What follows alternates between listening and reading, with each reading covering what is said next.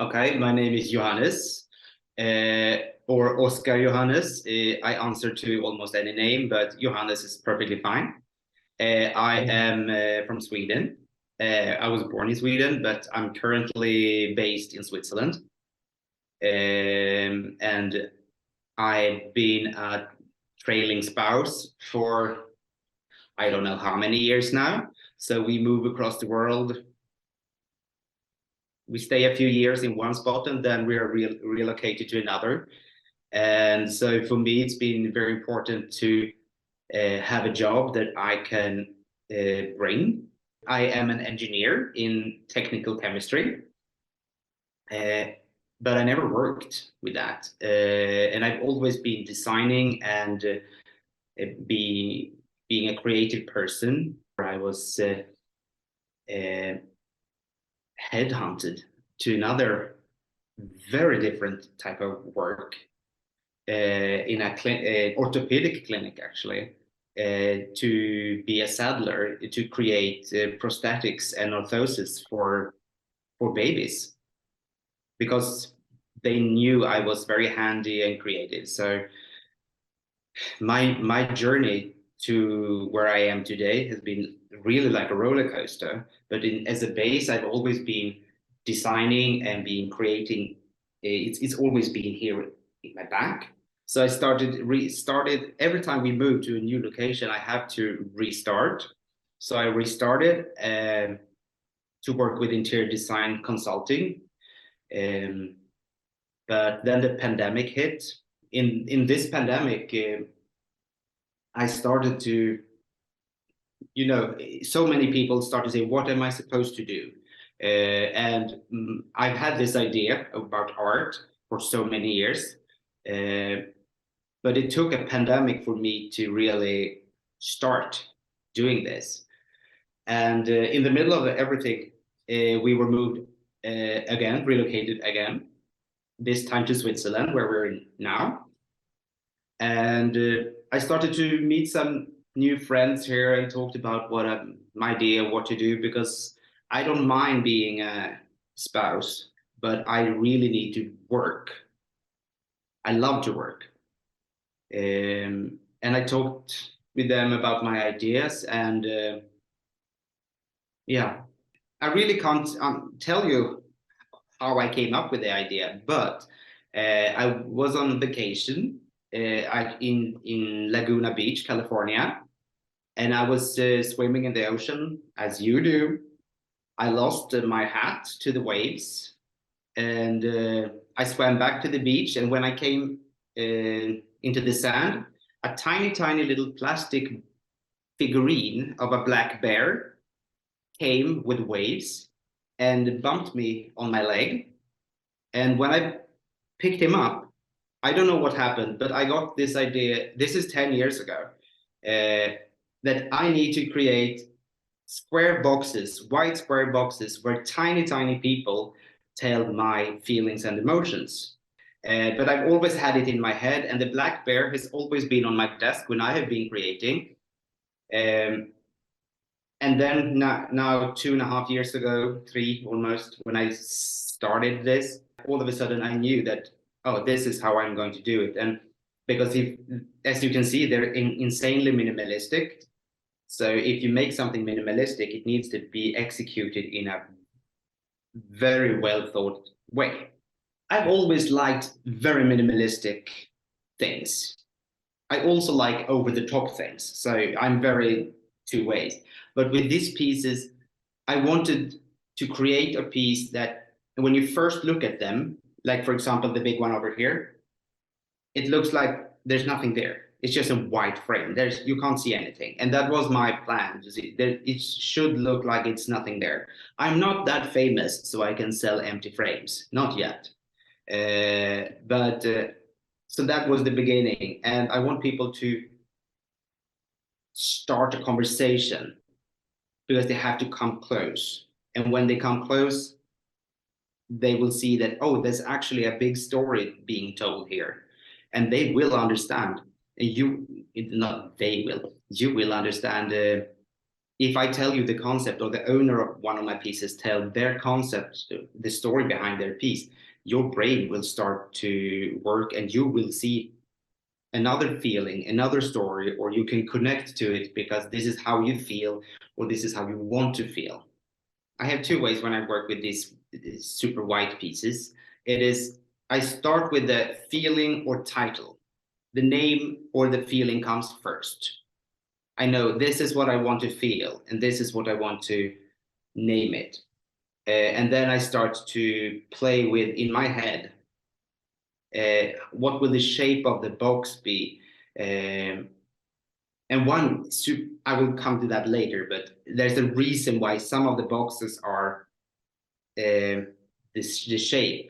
It's a really, because I come from the country of IKEA, so that no, but so I start with the feeling, and then I try to figure out how can I, in the most minimalistic way, tell this story. This is my people. These are my dudes.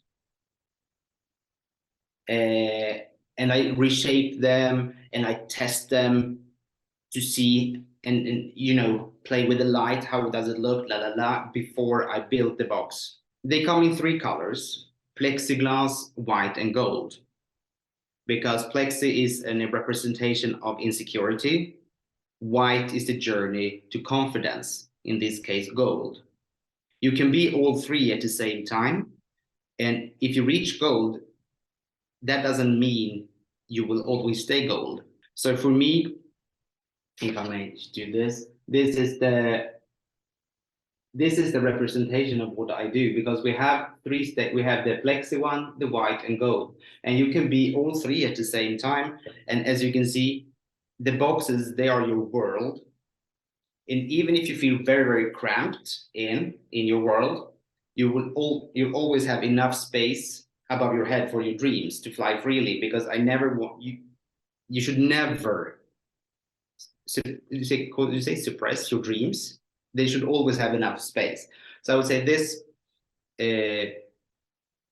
piece, not particularly this one, but similar to this one, this is one piece I always will bring to everywhere where I go. I think of course I didn't know this when I started with this as a hobby as a start, but I found a little piece of the art market that wasn't filled. By traveling the world with my art, I've done a lot of art fairs here and there, and it is a massive, let's put it this way to start with, it is a massive investment to do this. And I couldn't do it this much as I do if I didn't actually sell my art, and I do. So it pays for the next one and next one. By traveling the world, it has, with my art, it has opened up so many new meetings with so many people that it is even if you go for work to sell my art, promote my work, it is a massive networking. It's been over a full year of constantly networking across the world. And maybe it feels like you're working and working and working and nothing comes out of it. But I just now, 3 weeks ago, sent a piece to London, and he met me last year, but it's taking him 1 year to process what he wanted. You know, so even if I meet a lot of people, I have done it, and with traveling and living everywhere, it's a networking as well.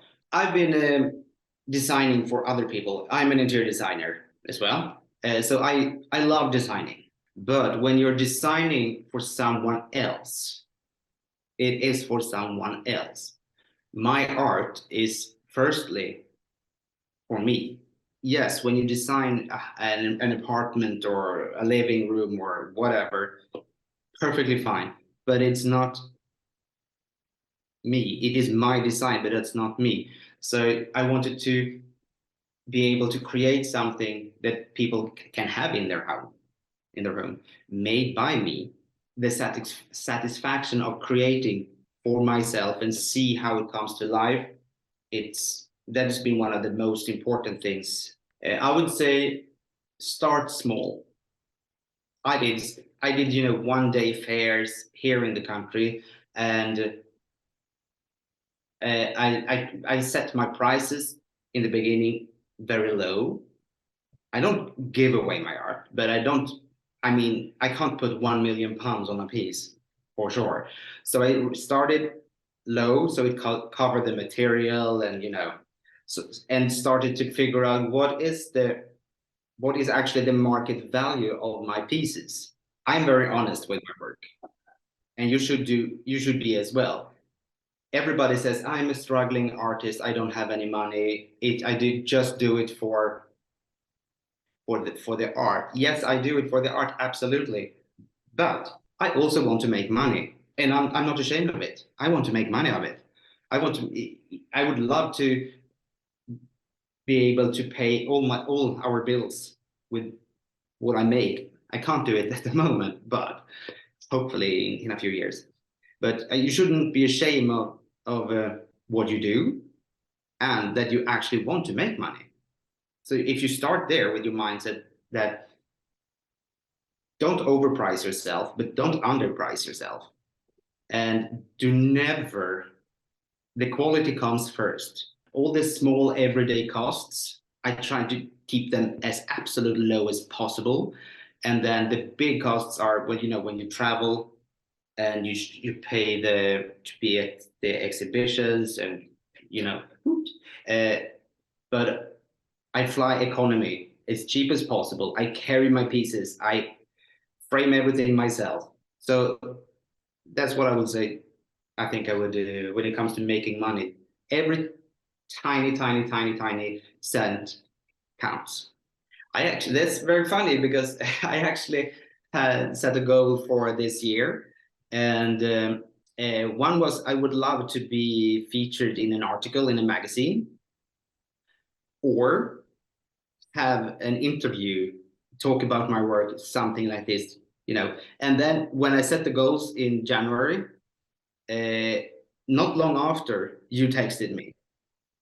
So this was one of my goals for the year. But with that doesn't mean I will go on vacation until next year. Absolutely not. I have two new art lines in the pipeline. One is actually there.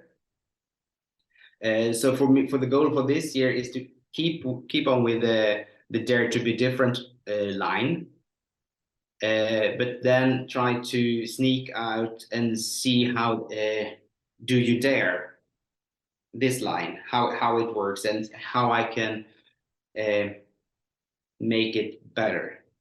So Instagram for me is the easiest way, where I upload a few pieces. I don't upload absolutely not everything. So if people like what they see, I really want them to DM me and say, "Oh, I like this piece. Do you have something in this feeling and this?" And then we start to have communicate in that way. So Instagram is the by far easiest way to talk to me and create pieces together.